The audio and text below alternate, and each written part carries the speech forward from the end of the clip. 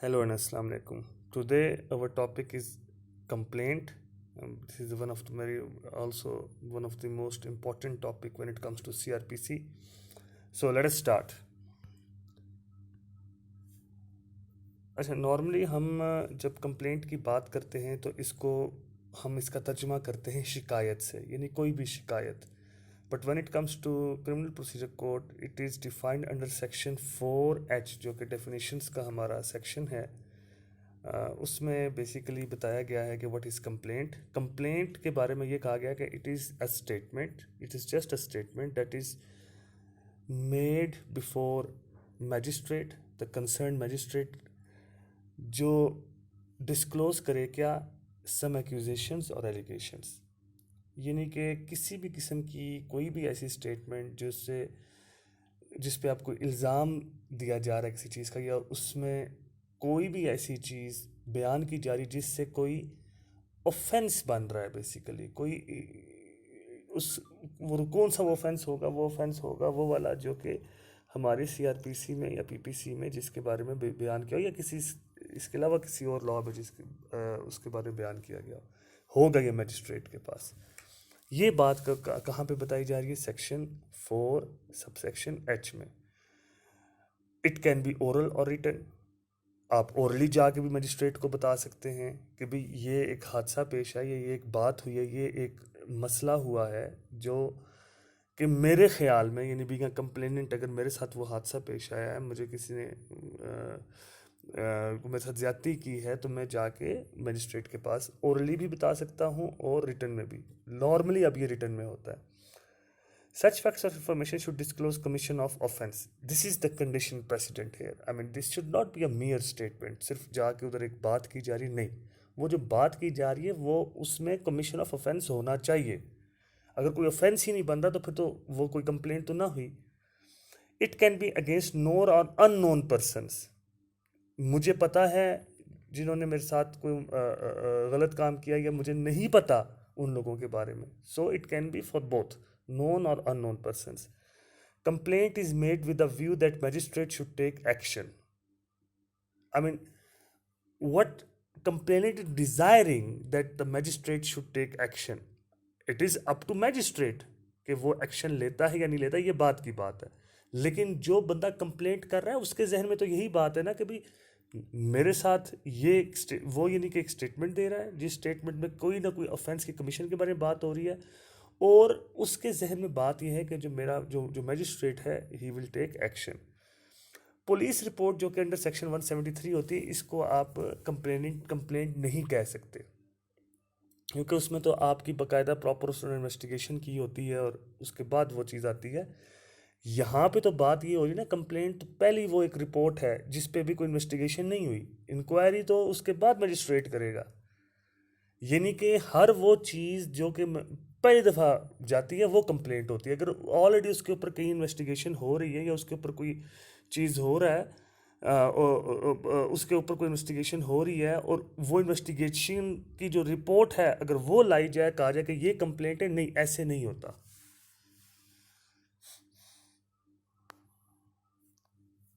Section 200 में basically बताया गया है कंप्लेंट फाइल कैसे होती है। अब देखें, यहाँ जो हम बात समझने की कोशिश हम कर रहे हैं ना, हम उस प्राइवेट कंप्लेंट की बात कर रहे हैं कि जिस प्राइवेट कंप्लेंट में आप ये बात डिस्क्लोज कर रहे हैं कि जो आप फैक्ट्स बता रहे हैं उससे ये डिस्क्लोज हो रहा है भाई कोई ऑफेंस हुआ है। नॉर्मली क्या होता है, नॉर्मली जिस इलाके में जो ऑफेंस होता है, आप उस इलाके के इलाका मजिस्ट्रेट के पास सादे कागज़ पे आप एक कंप्लेंट उसको लिखते हैं, यानी इसका कोई परफॉर्मा नहीं है। जिस तरह एफ आई आर का एक परफॉर्मा होता है ना, वो नहीं है।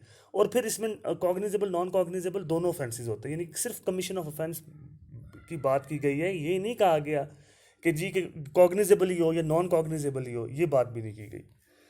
Examination of complaint upon oath. अब जो बंदा पेश हो रहा है वो बंदा जो है वो ओथ पे, यानी उसका ओथ पे, ऑन ओथ हल्फिया उसका बयान लिया जाता है।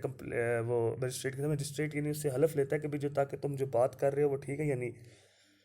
Substance of such examination has to be in writing form. अब जो वो बात कह रहा है उस बात को मजिस्ट्रेट का काम होता है कि वो उसको राइटिंग में लेके आए। अगर वो ओरल भी बात उसने पहले राइटिंग में नहीं ये बात दी हुई आपके साथ, तो आपका ये काम है कि आप उसको ओरल में लेके, आपका काम है कि आप उस ओरल को, यानी as a magistrate it is your duty कि आप उसको लेके आए किस में, रिटन फॉर्म में, और उस पर आप लिखते हैं कि हल्फिया बयानी है बंदा, ताकि, क्योंकि उसकी वजह ये होती है कि आप बेसिकली क्या एसरटेन कर रहे हैं, आप बेसिकली ये एसरटेन कर रहे हैं कि जो बात आपको बताई जा रही है वो फैक्चुअल है या नहीं है। यही मकसद है हल्फिया बयान लेने का। अब देखें यहाँ पे you can compare this fact with FIR, because in FIR there is no statement on oath, you are just reading out the fact, आप सिर्फ अपने फैक्ट्स बयान कर रहे होते हैं, पुलिस ऑफिसर को जो बाउंड होता है वो करें। अच्छा, यहाँ पे एक और बात भी आप जहन में रख ले कि मैजिस्ट्रेट इज नॉट बाउंड, वो बाउंड किसी तरीके से आप उसको नहीं कर रहे कि तुम मेरी कंप्लेंट सुनो ही सुनो। अगर वो ये समझता है कि जो बात की जा रही है वो ठीक नहीं है, वो उसको उसी वक्त मुस्तरद कर देगा। और देखिए उस वक्त वो अक्यूज को बिल्कुल कॉल अपॉन नहीं कर, जिसके खिलाफ आप इल्ज़ाम लगा रहे हैं वो उसको कॉल नहीं कर रहा, वो सिर्फ आपकी बात पहले सुन रहा है कि आप पहले हल्फिया बयान दें जो आप बात बता रहे हैं। The same shall be signed by the complainant prima facie it is to be seen whether case is made out or not. So this is important. If case is made out, then it will proceed. If it is not, if in the discretion, if in the eye of magistrate ये बात तय पा जाती है कि भाई ये तो झूठी बात बता रहा है बंदा, तो फिर वो उधर ही ख़त्म। Second complaint is admissible if first complaint was dismissed due to an error और मिसकैरेज ऑफ जस्टिस और इवन डिसमिस्ड इन लिमिनी, यानी कि अगर ऐसे तरीके से पहली कंप्लेंट उड़ गई कि वो मिस्टेक ऑफ एरर है, वो सॉरी मिस्टेक ऑफ लॉ है, या मिस्टेक ऑफ कोई फैक्चुअल मिस्टेक थी उसमें, या उसकी वजह से miscarriage of justice take place हो, या डिसमिसल इन इलिमिनी। इलिमिनी का मतलब ये होता है कि बगैर विटनेसेस को बुलाए हुए उसको डिसमिस कर दिया गया। नो, मैजिस्ट्रेट बिफोर एग्जामिनिंग में send the complaint under section 192 if he so important. ये देखें 192 आपने पढ़ा होगा, जिसमें स्पेशल मैजिस्ट्रेट्स जो होते हैं जिनके पास ये पावर होती है कि वो अपने जो उनके पास चीज़ें आती हैं, जो उनके पास कंप्लेंट आती हैं, वो शिकायतें आती हैं, उनको वो दूसरे को भेज सकते हैं, दूसरे मैजिस्ट्रेट को भेज सकते हैं।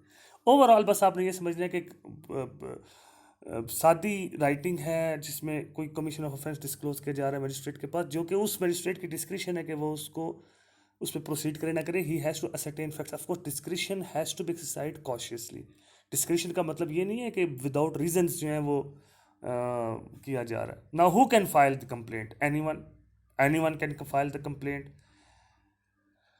लेकिन एनीवन का मतलब ये नहीं है कि सारे के सारे ऑफेंसेस में नहीं ऐसे होता। कुछ ऑफेंसेस जिनमें मैरिज है, मैरिज से रिलेटेड ऑफेंसेस में सारी बात है, मियाँ बीवी के हैं तो वो उनकी जो आपस की डिटेल्स हैं वो ही दोनों जानते हैं, तो उसमें फिर मियाँ या बीवी दोनों में से कोई एक ही करेगा जिसके साथ कोई हादसा। डिफेमेशन में जिसको डिफेम किया गया वही कंप्लेंट फाइल करेगा। Offences mention in sections 195 to 197 ये पब्लिक ऑफिशियल से, पब्लिक ऑफिस से रिलेटेड ऑफेंसेस हैं। इन ऑफेंसेस में भी वही बंदा कंप्लेंट फाइल कर सकता है जिसके साथ ये काम हुआ हो, वो खुद। और अगर कोई स्पेशल लॉ मौजूद है ऐसा जिसकी स्पेसिफिकली ये रिक्वायरमेंट्स है, क्या रिक्वायरमेंट्स है उसकी स्पेसिफिकली ये रिक्वायरमेंट है कि भाई वो बंदा खुद ही आएगा, इसके अलावा कोई दूसरा बंदा नहीं आ सकता। ये बात सेक्शन 200 में बयान की गई। और याद रख लें कि सेक्शन 200 में इस बात का बार बार तज़किरा किया गया है कि आपने जब भी कंप्लेंट करनी है तो कंप्लेंट अनऑथ होगा। हाँ, अगर कोई कोर्ट की तरफ से कोई कंप्लेंट आई है तो फिर कोर्ट को तो ज़ाहिर बात है फिर तो नहीं होगा ऐसे कि कोर्ट को आप अनऑथ लें, या कोई अगर पब्लिक ऑफिसर जो है वो अपनी ड्यूटीज़ वो डिस्चार्ज कर रहा है तो उस वक्त भी आप उस पब्लिक यानी कि डीसी ने या किसी और ने कंप्लेंट की तरफ से कंप्लेंट आई है तो उसको तो ज़ाहिर बात अनऑथ नहीं लिया जाएगा क्योंकि वो तो ऑफिशियल ड्यूटीज़ में कर रहा है। या फिर उस वक्त जब एक दफ़ा उसको एग्जामिनेशन उसका अनऑथ हो चुका हुआ और फिर उसके बाद उस केस को किसी दूसरे मजिस्ट्रेट को ट्रांसफ़र किया जाता है तो दोबारा अनऑथ नहीं होगा, फिर वो पिछली ही चीज़ को आगे चलाया जाएगा। इफ़ सेक्शन 201 अगेन इसमें सिंपल ये बात की गई है कि अगर कोई ऐसा मजिस्ट्रेट है जिसने कॉग्निजेंस ले ली, हालांकि उसकी कॉग्निजेंस लेना उधर बनता नहीं था, अगर तो राइटिंग में आई है तो फिर वो उसको जो कंसर्न मजिस्ट्रेट है उसके पास भेज देगा। और अगर ओरल है सिर्फ, राइटिंग में आई है तो भेजेगा, साथ इंडोर्समेंट करेगा। अगर ओरल आया है तो भी वो कहेगा कि देखिए जी मैं तो नहीं सुन सकता, हाँ वो दूसरा मजिस्ट्रेट है वो सुन सकता है, तो आप उसके पास चलिएगा। तो ये बड़ा सिंपल है। हाँ, section 202 is important to understand. देखें इसमें सिंपल, जो सिंपल बात ये है, okay this is one thing which I require all of you, whoever is listening, whoever is watching this video, please have Bayer Act, at least have a Bayer Act with you, so that you, when I am reading the concern, when I am pointing out the bullet points regarding a section, you should have that section open in front of you so that you can read it out at least while I am talking about it. So any court on receipt of a complaint under section 190 subsection 3 or transferred to it under sections 191 or 192 CRPC instead of issuing process may, after recording, there is, sorry for the spelling mistake, recording है ये, the reasons thereof, either inquiry itself or direct an inquiry or investigation by police or any other person।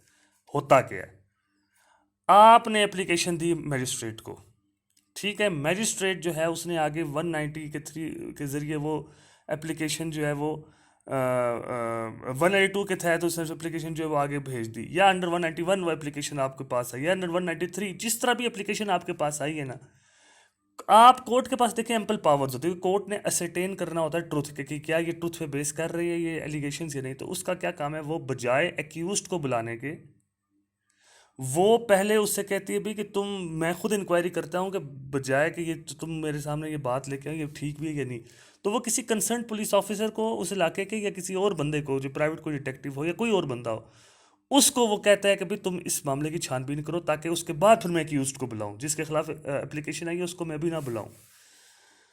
इसका मकसद क्या होता है, इसका मकसद ये होता है कि प्रॉपर इंक्वायरी के बाद जो है ना, किसी प्राइवेट सिटीजन की ना ख्वाम खा इज्जत ना उछाली जाए, उसको ख्वाम खा कोर्ट में तलब ना किया जाए। सेशन कोर्ट में direct any subordinate magistrate to investigate, वैसे मजिस्ट्रेट के पास इन्वेस्टिगेशन की पावर्स नहीं होती, वो सिर्फ इंक्वायरी कर सकता है। लेकिन इस तरह के केस में सेशन कोर्ट के पास अगर कोई ऐसा मामला डायरेक्टली आया है, क्योंकि उसकी कॉग्निजेंस सेशन कोर्ट ही ले सकता है, तो फिर वो मजिस्ट्रेट को कह सकता है कि भाई तुम इस मामले को इन्वेस्टिगेट करो। कोर्ट वाइल इंक्वायरिंग में take the evidences of witnesses on oath, sorry इसमें टेक का लफ्ज़ आना चाहिए था, मतलब कोर्ट का काम ये है, कोर्ट हो सकता है विटनेसेस को कह कि विटनेसेस को बुलाओ, मुझे डॉक्यूमेंट्स दिखाओ, मैं उनकी इंस्पेक्शन करूँ, मैं विटनेसेस देखूँ, ताकि प्रॉपर इंक्वायरी के बाद फिर मैं एक्यूज्ड को समन करूँ कि भाई तुम्हारे खिलाफ ये चीज़ आई है। यानी एक्यूज्ड को बुलाना जो है ना वो बात का काम है, अगर कोर्ट ये समझती है कि आपका जो मुद्दा है उसमें इतनी पावर नहीं है। Where the complaint has been made by the court, then before issuing any such command the complainant has to be examined as under section 200। अगर कंप्लेंट किसी कोर्ट की तरफ से आपके पास है तो भी कंप्लेनेंट को इशू करने से पहले, समन्स इशू करने से पहले आपने वो सुनना, वो देखना होता है, कंप्लेंट को ओथ पे एग्जामिन करना होता है, यानी हल्फिया उसका बयान लेना होता है। Second inquiry can be ordered if the first is not satisfactory. अगर जज ये समझते हैं कि पहले इंक्वायरी किसी पुलिस ऑफिशियल ने किसी दूसरे ने ठीक तरह से नहीं की, तो सेकंड टाइम पे इंक्वायरी हो सकती है। लेकिन एक बात याद रख लें कि ये बार बार इंक्वायरीज नहीं होती, क्योंकि इससे डिले होता है। डिसमिसल अंडर सेक्शन, अब देखें कंप्लेंट आई, आप मजिस्ट्रेट ने कंप्लेंट की इंक्वायरी की, पुलिस ऑफिसर से भी कराई, अब वो कंप्लेंट सही नहीं है, वो आपको वो लग रहा है कि फॉल्स है, वो एलिगेशन है, उसमें ख्वाम खा के एलिगेशन है, तो अंडर 203 जो है कंप्लेन उसके पास, मजिस्ट्रेट के पास ये पावर है कि वो उसको डिसमिस कर दे इवन आफ्टर प्रॉपर इंक्वायरी। लेकिन ग्राउंड्स बताने पड़ेंगे आपको एज अ मैजिस्ट्रेट। और अगर प्रिलिमिनरी स्टेज पे कंप्लेंट, देखें प्रिलिमिनरी स्टेज पे जिसको हम कहते हैं ना कि डिसमिसल इन लिमिनी, जैसे मैंने पहले इसमें लिखा हुआ है, अगर डिसमिसल इन लिमिनी भी है तो भी ग्राउंड्स मैजिस्ट्रेट ने देने होते, डिस्क्रिशन है, लेकिन there must be solid grounds, और उसके खिलाफ आप अपील में भी जा सकते हो ऊपर। Dismissal of complaint is not acquittal मतलब रिहाई नहीं है कि वो रिहा होगा, क्योंकि देखें ना डिसमिसल अगर इनलिमिटेड हो गई, या डिसमिसल आगे आपने विटनेसेस को सुना ही नहीं और पहले इंक्वायरी पे आपने डिसमिसल कर दिया, या विटनेसेस को सुनने के बाद आपने अगले एक्यूज्ड को बुलाया ही नहीं और आपने पहले ही डिसमिसल कर लिया। एक्विटल में ये होता है ना कि प्रो एंड कॉन जितना आप पूरा एग्जॉस्ट करते हैं, पूरा क्रिमिनल ट्रायल होता है, कंप्लेंट के बाद क्रिमिनल ट्रायल भी स्टार्ट हो सकता है until and unless proper summoning हो इश्यूज जो आपने यानी कि जो कंप्लेनेंट ने कंप्लेंट फाइल की in and after hearing the complaint judge is satisfied, magistrate is satisfied that there are solid grounds to proceed, then he will issue summons to the accused, and when accused will appear there will be proper trial शुरू हो जाएगा, evidence होगी, evidence होने के बाद जो है proper उसमें जजमेंट आएगी जिसमें जो है वो उसको सज़ा है या उसकी रिहाई है या जो भी है। लेकिन उससे पहले पहले ज़रूरी नहीं है कि अगर क्रिमिनल ट्रायल पूरा हुआ ही नहीं तो आप कहें जी एक्विट हो गया। नहीं, एक्विटल होता है जब क्रिमिनल ट्रायल पूरा होता है। ये आप मज़ीद की जजमेंट आप देख सकते हैं। एक और चीज़ जो इसमें नोट्स में मैंने बात लिखी है कि PLD 1994 कराची 99 ये फैसला है कि FIR जब होती है ना जी, FIR अगर किसी मैटर के बारे में कंप्लेंट की गई और बाद में उस पर FIR भी हो जाए तो इसका मतलब ये नहीं कि कंप्लेंट जो है वो गलत थी, वो ख़त्म हो गई है। नहीं, कंप्लेंट तो ज़्यादा मौसर हो गई है कि उस पर FIR भी हो गई है बंदे पे। यानी कि आपके पास देखना, हमने FIR वाले चैप्टर में पढ़ा था कि अगर FIR कोर्ट वो पुलिस नहीं काटी तो आप जाके कंप्लेंट फाइल कर सकते हैं, लेकिन कंप्लेंट फाइल के दौरान अगर FIR हो भी जाती है तो ये कोई इसमें कोई गलत बात नहीं है। Its only purpose is to set the law into motion के मैजिस्ट्रेट उस ऑफेंस की कॉग्निजेंस ले। Magistrate is not at all to admit all complaints. In fact, same has to be dealt cautiously. Again, it is up to magistrate if he takes up the complaint or if he will dismiss the same. Delay that was not properly explained can be fatal even there is no limit. देखिए याद रखिए, criminal law में कोई limitation नहीं है कि आपने जब भी आपको पता चले किसी ऑफेंस के बारे में आप कंप्लेंट फाइल कर सकते हैं। लेकिन अगर ऑफेंस बहुत पहले हुआ और कंप्लेंट बहुत बाद में फाइल की हो तो नेचुरली ये बात सामने आती है कि ये शायद कोई आफ्टर थॉट है या इसमें कोई उन्होंने खुद मिक्सिंग की है। वो इतनी ये एक फॉल्स वेक्सेशियस किस्म की कंप्लेंट है। हाँ, उस डिले को अगर प्रॉपरली एक्सप्लेन किया जा रहा है तो फिर बात है। If cases are triable by session court, magistrate needs to send the case accordingly. Cross complaint can be file too, यानी आपने कंप्लेंट की और सामने जो एक्यूज आता है वो कहता है नहीं जी ये मामला ऐसे तो नहीं हुआ था, मामला तो ऐसे हुआ था, तो वो भी कंप्लेंट फाइल कर सकते हैं। तो दोनों की कंप्लेंट्स वो मैजिस्ट्रेट सुन सकता है। During the preliminary inquiry before processing of the accused, right of audience of an accused can't be denied. अब देखें बात क्या है, आपने कंप्लेंट फाइल की किसी बंदे के खिलाफ, कोर्ट तो पहले आपको सुनेगी, विटनेसेस सब कुछ देखने के बाद, इंक्वायरी करने के बाद। लेकिन अगर इस दौरान एक्यूज्ड को पता चल जाता है कि मेरे खिलाफ कोई कंप्लेंट आई हुई है तो वो आके कोर्ट में बैठ के सुन सकता है, but he will not become part of the proceedings until and unless court उसको प्रॉपरली समन नहीं करती, प्रॉपरली बुलाती नहीं, प्रॉपरली हियरिंग की डेट फिक्स नहीं करती। इसके बाद आपने याद रखना सेक्शन 203 के ABC ये 3 पार्ट्स में, जिसमें हदूद केसेस से रिलेटेड जिना का केस, कज़फ का केस और फॉर्निकेशन के केस का उन्होंने बताया हुआ है कि जिसमें उनका जो, क्योंकि वो हदूद में आते हैं तो इसलिए उनके बारे में जब कंप्लेंट होगी तो उसका एक स्पेशल प्रोसीजर है। वो आप उन सेक्शंस को 23A, 203A, 203B और 203C इनको आप देख सकते हैं, जिसमें ज़िना, कज़फ और फॉर्निकेशन।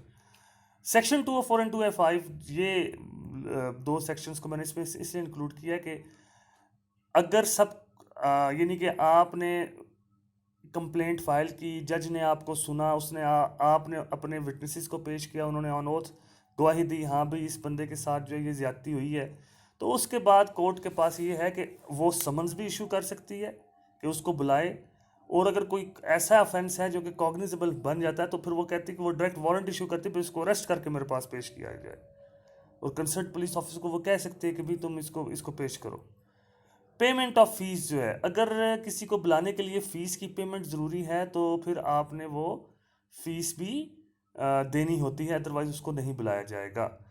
पर्सनल अपीयरेंस हो सकता है, देखें नॉर्मली क्रिमिनल ट्रायल्स में ये होता है, क्रिमिनल केसेस में, कि मैजिस्ट्रेट बंदे को पर्सनली बुलाता है, लेकिन अगर पर्दा नशीन लेडी हो या कोई ऐसा बंदा जो इनकेपेसिटेटेड हो तो फिज़िकली वो नहीं आ सकता, तो जाहिर बात है फिर उसके लिए कमीशन भी मुकर्रर किया जा सकता है। लेकिन नॉर्मली पर्दा नशीन लेडी, याद रख लें, ये उसका राइट नहीं है सिविल केसेस की तरह कि वो पेश ना हो कि वो पर्दा नशीन है। नो, उसको पेश होना उसको पेश होना पड़ेगा।